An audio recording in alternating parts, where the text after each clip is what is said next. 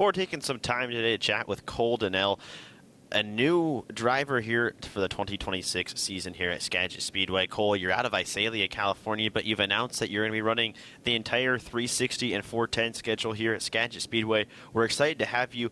What made you make the decision that you wanted to come and run the full season here at Skagit? The biggest thing is I about a year and a half ago I moved up to that area. I'm an engineer at Janicki Industries, so right out of college I went up there, and I'm obviously from the valley here in the Hanford Visalia area. There just hasn't been a lot of racing here in the past couple of years, so kind of moving our team up there to the Skagit area just makes more sense to get some racing in. Getting excited for this season. Got about 25 or so races on the schedule, so I'm looking forward to it.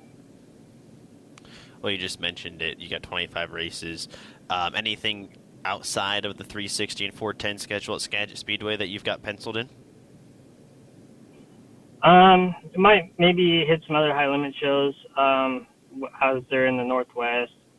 Potentially do Speed Week in Oregon leading up to Dirt Cup. We'll just kind of see how the beginning of the season goes and kind of what our schedule looks like and go from there. So you mentioned you're up here now because of Janicki and you're working up here. What was it like transitioning your racing program out of California and bringing it up to Washington? I can't imagine that's easy. No, it was definitely some logistics for sure, and kind of I have a new sponsor up there, A&I Distributors. They're coming on board this year to help with the sponsorship for the race team, fuel and whatnot. So I'm looking forward to bringing them on board, hoping to give them a good season. But as far as logistics concerned, I'm actually in California now, picking up kind of the last few things. Be driving back up there tomorrow.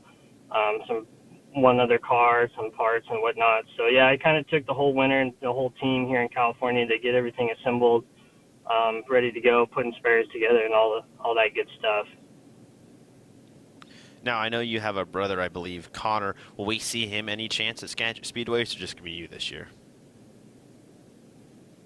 There's a possibility they might come up for Dirt Cup because he's in college right now, so the summer makes it pretty easy to travel.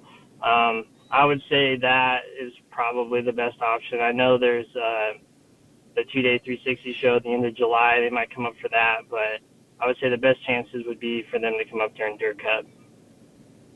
Well, sweet. We'd look forward to having both of you guys here if that's possible. Now, have you ever ran Skagit Speedway? Looking kind of through my race pass, it doesn't ever look like you came up here, but, sometimes things like that aren't always easily to track. No, I have not raced at Skagit. The first time I've actually been to Skagit was the Dirt Cup in 2024. Now, my family in the mid-'80s to mid-'90s would come up every year for the Dirt Cup and the Danell and DeHart number 5 with several drivers like Joe Gertie, Jimmy Sills, Steve Kent, Ronnie Day. So our race team is definitely familiar with Skagit, but me personally, this will be my first, and the 24th will be my first race at Skagit. Wow, those are some really big names. I didn't know that long family lineage. What do you expect Skagit Speedway to race like then? What do you think your first laps will look like? Just looking at it in person, to me, it looks like the shape is similar to Santa Maria, and the size is maybe a tick bigger, maybe more like Chico size. So I think, and looking at the surface and the way the racetrack works, I think it's going to be similar to Santa Maria or even like a Merced, bigger version of Merced here in California. Do you think that will play well into what you feel your driving style is? I think so. Coming from California, right, we race on bull rings every week. You got Watsonville, Placerville, Merced, Santa Maria. You get all these little racetracks. So Skagit being similar size to a lot of those, I think it'll fit our wheelhouse pretty well. From our overall package, engine package, shocks, and then me as a driver. I think it'll complement each other pretty well. How would you describe, or what do you think your driving style is per se? I would say I can be aggressive when I need to be. It's definitely not my my first take on everything. I'm pretty cautious and mellow, especially going to new places I've never been to before. But if I'm comfortable in the car, then yeah, I definitely get up on the wheel and make some things happen. Now, Cole, let's kind of take a step back. How did you get into racing? What was your first start? So I started in 2006 in a junior sprint racing at Plaza Park, and back then it was just Lemoore Raceway. Then ran a junior sprint up until about 2011, 2011 and 2012. Then I moved into restricted 600s. And then we had a really good season and up until 2015. I was actually won both track championships, and that time it was the inaugural year of the King of California. So I was fortunate enough to win those three championships. And then in 2016 kind of came the decision back then, like if you didn't have, which it still is that way in the micro world, if you don't have a 2 mil in the outlaw class, you're not really doing anything. So comparing numbers to numbers, it just made more sense for us to go to the 305 sprint car route to start with. So my first start was actually the Outlaw Show in 2016 in Tulare in a sprint car. So we ran the 305 for a few years, and it was 2018 or 2019 we got our 360. Then kind of started running the 360 stuff pretty hard between Hanford, Tulare, and Merced, pretty much all the tracks here in the valley. And then a couple of years ago, I got a 410, so then we've been running the 410 stuff as much as we can since then. What do you think those early years of racing taught you that you still even can use now?